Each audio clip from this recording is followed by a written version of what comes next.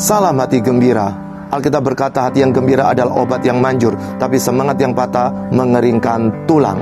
Saat ini kita akan merenungkan tentang cara marah yang alkitabiah. Ada yang berkata orang Kristen tidak boleh marah. Apakah seperti itu?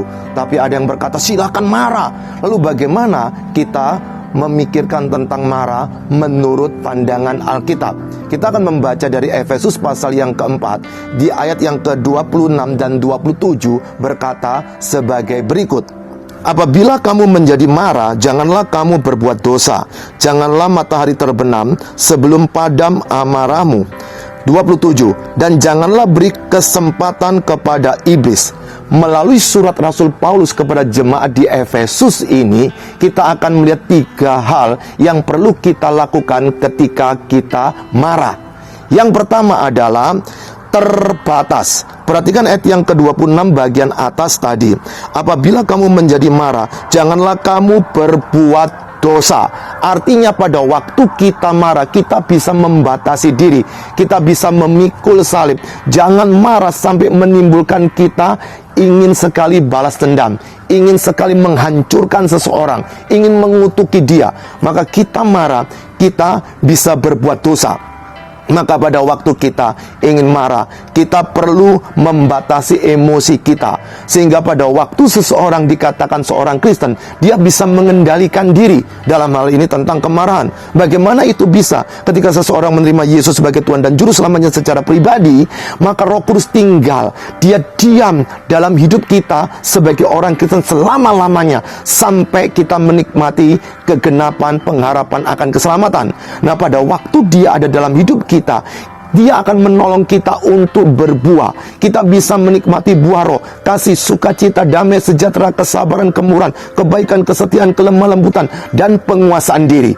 Kita perlu ada penguasaan diri, saudara, yang diawali dengan kasih. Untuk apa? Supaya kita bisa membatasi marah kita. Yang kedua, yaitu terukur. Perhatikan ayat yang ke-26 bagian bawah.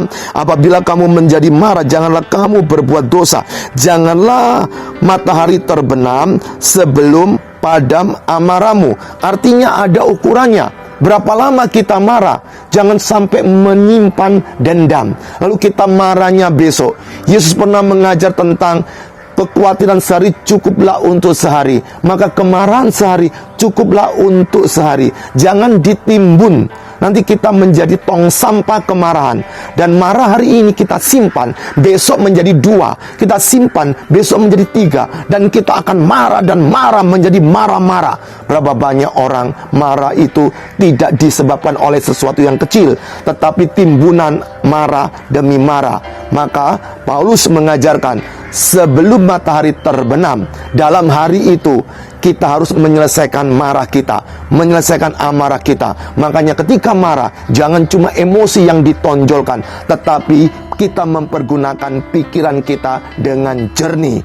Dan yang ketiga, apa yang perlu kita kerjakan supaya kita bisa mengendalikan marah kita, yaitu cara marah yang alkitabiah, yaitu tertutup. Perhatikan ayat yang ke-27 dikatakan, dan janganlah beri kesempatan kepada iblis. Jadi pada waktu kita marah, kita sudah tahu, pertama kita membatasi jangan jatuh dalam dosa, kita tahu ukurannya. Dan yang ketiga, jangan kita memberi kesempatan kepada iblis dengan cara menutup, memberikan cara ketika kita marah. Orang tersebut jangan sampai dipergunakan oleh kuasa kegelapan, dan kita pun diganggu, digoyang, dikecoh oleh kuasa kegelapan, sehingga kita bisa marah dan ingin keras, semakin keras marah kita.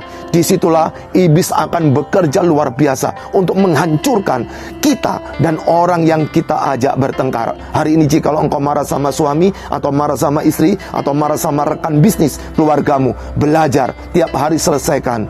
Marah hari itu cukuplah untuk hari itu. 3 hal ingat baik-baik. Yang pertama, terbatas, terukur, dan tertutup. Itu yang membuat kita akan tetap bisa marah, tapi marah yang alkitabiah. Salam hati gembira.